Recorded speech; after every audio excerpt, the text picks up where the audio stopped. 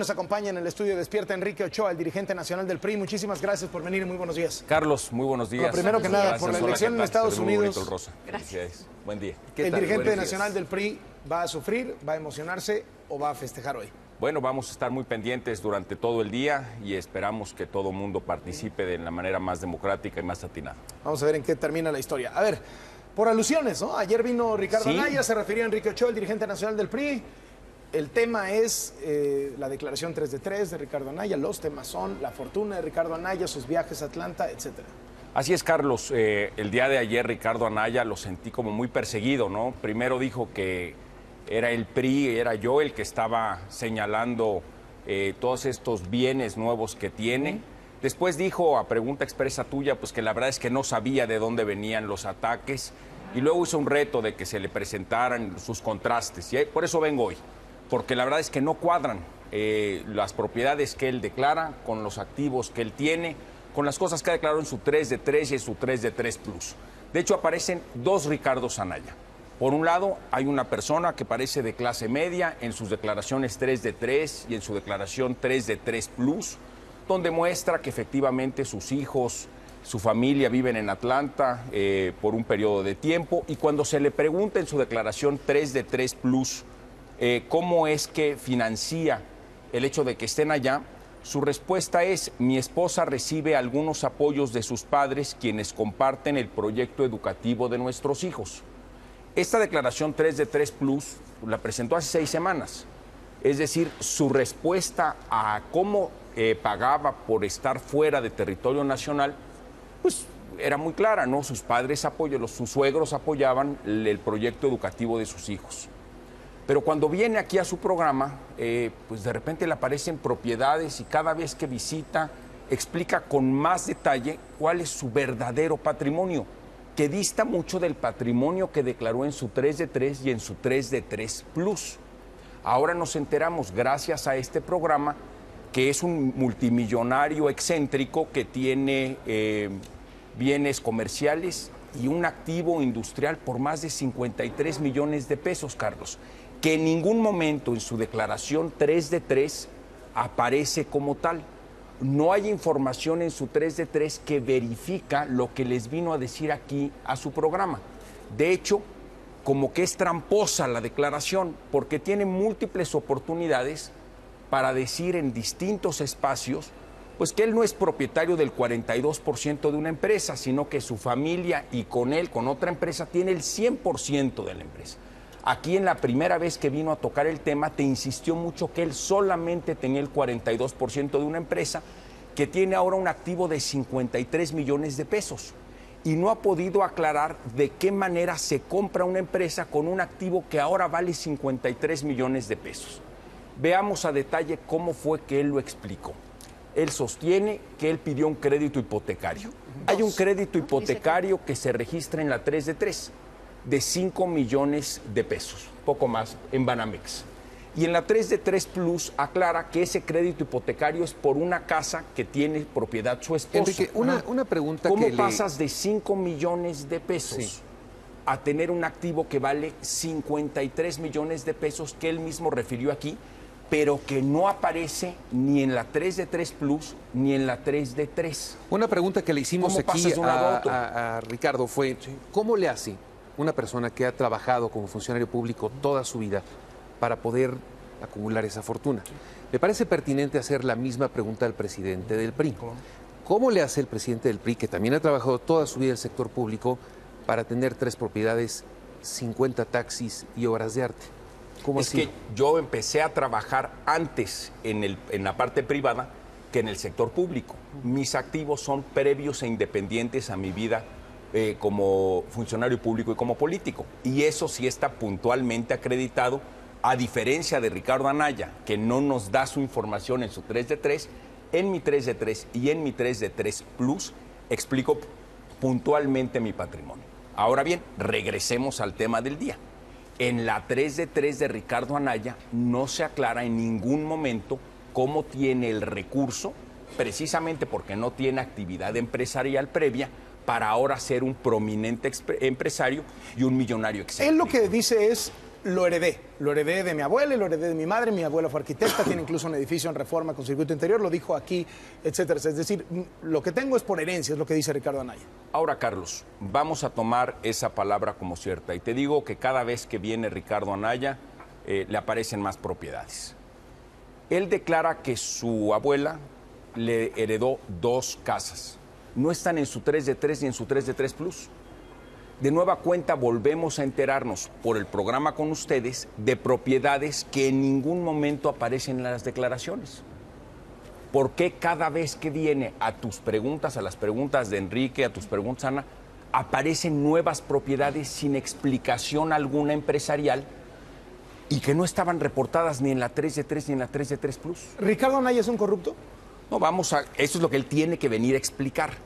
Cada vez que viene le aparecen nuevas propiedades. ¿De dónde las financia? ¿Cómo es que obtiene los recursos precisamente para tener propiedades adicionales? ¿Aceptaría, Enrique Ochoa, un debate con Ricardo Anaya sobre este asunto? Con todo gusto. Siempre he aceptado los debates a los que me invitan y yo creo que aquí están los datos muy claros. Además, digo, también es importante decirlo, ni Transparencia Mexicana ni el IMCO damos certificados o avales. La veracidad de la información en la 3 de 3 es responsabilidad del declarante.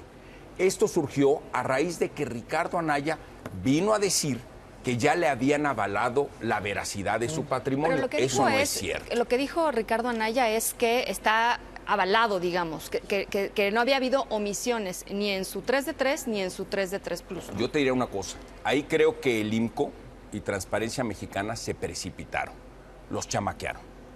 ¿De qué manera en 24 horas emiten un comunicado que después hábilmente Ricardo Anaya convierte en una certificación, en un aval, y luego viene la aclaración rápidamente de Transparencia Mexicana y del IMCO para decir no avalamos patrimonio alguno?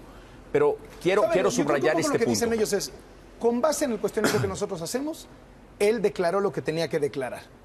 Si es cierto o es falso, eso es asunto de él, eso no lo hablamos nosotros. Hay una frontera ahí. Y eso siempre lo ha dicho Transparencia e IMCO, ¿no? Lo hicieron con Javier Duarte, con todos ustedes, etc. Es el principio de la 3 de 3. Y ahí sí permítanme hacer una reflexión sobre un tema que me preguntabas la vez pasada que estábamos aquí sobre la 3 de 3.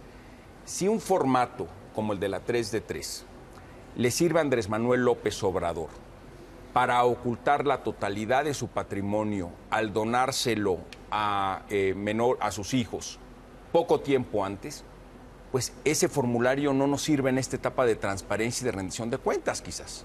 Si ese mismo formulario le sirve a Ricardo Anaya para presentar un patrimonio muy distinto hace 6 semanas y hace un año que presentó su 3 de 3 y su 3 de 3 Plus, al patrimonio que efectivamente tiene y que ha revelado aquí con ustedes semana tras semana, pues entonces ese formulario no nos está sirviendo para reflejar lo que queremos en México de transparencia y rendición de cuentas. Otra pregunta de dinero. Perdón, nada más, sí.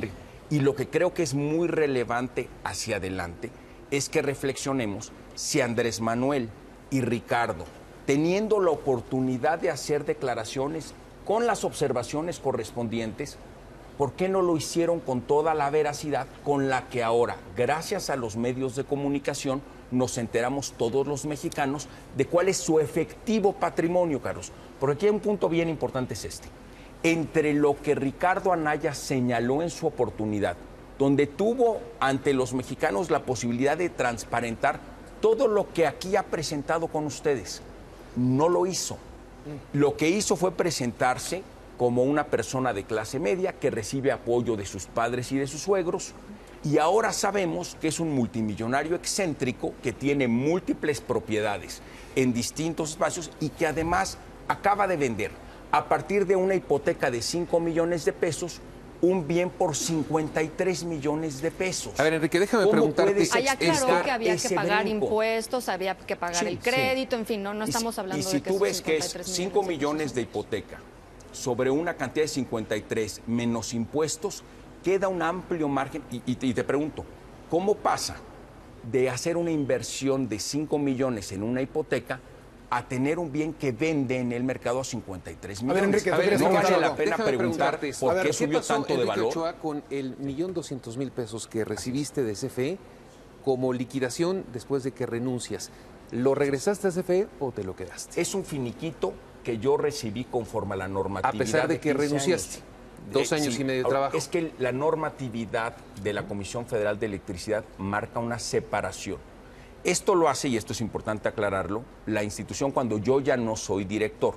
Es decir, yo ya estoy haciendo el recorrido por 32 entidades federativas y el personal de la Comisión Federal de Electricidad hace el cálculo, como lo hicieron con los últimos 4 directores generales, en función de la normatividad vigente.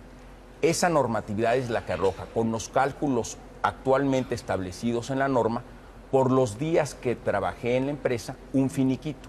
Es el finiquito que a mí me corresponde y que está establecido en la ley. Enrique Ochoa, ¿cuál es la historia del dinero del propio Enrique Ochoa? ¿Enrique Ochoa es un hombre rico también? Bueno, mira, la platico. ¿Obras de es arte, algo- taxis? Sí, cómo no. Cuando yo pues, estaba en la universidad, ahí en el ITAM y en la UNAM, empecé a invertir en taxis. Primero tuve 3, luego tuve 6, luego tuve 9 y así seguí con qué invirtiendo. Empezaba yo con las cosas que iba yo ganando en mis salarios y demás.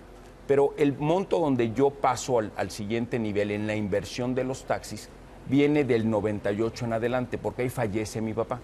Y como lo he declarado en múltiples medios de comunicación, incluso en mi 3 de 3 Plus, nosotros recibimos, mis hermanos y yo, el seguro de vida que tenía mi padre y en consecuencia yo decidí invertir mi dinero en taxis y reinvertirlo a lo largo del tiempo. Eso me ha permitido tener un patrimonio previo e independiente a mi vida pública y siempre, a diferencia de Andrés Manuel o de Ricardo Anaya, he declarado la totalidad de mis activos y no los he ocultado en artimañas ficticias. No hay ningún activo que no esté ni en la 3 de 3 ni en la 3 de 3. Ningún activo que yo tenga en mi propiedad que no esté declarado en mi 3 de 3. Y también está los activos de mi hija que tiene 2 años, 4 meses y de mi esposa. Enrique Ochoa, 2 temas rápidos. Bueno, un tema en realidad. Parece que el PRI trae una controversia.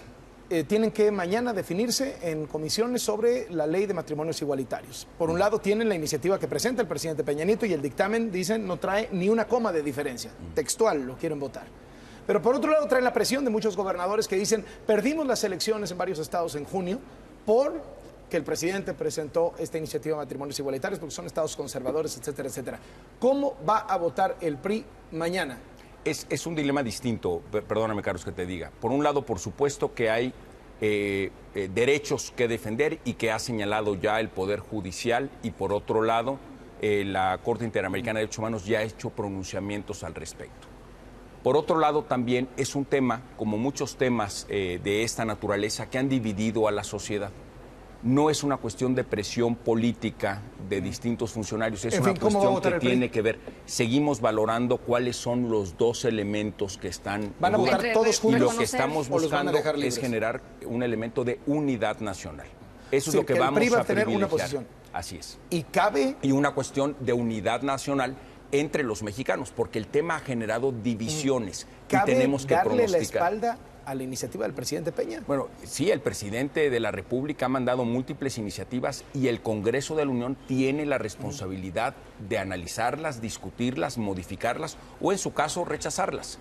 Por eso es importante el proceso legislativo donde se discute, por supuesto, la viabilidad de una propuesta. Muy bien, Enrique Ochoa, gracias por venir y muy buenos días. A ustedes. El dirigente nacional del PRI, que ya aceptó debatir con Ricardo Anaya, a ver si Ricardo Anaya quiere también venir a debatir sobre este tema de la 3 de 3, la transparencia y la corrupción.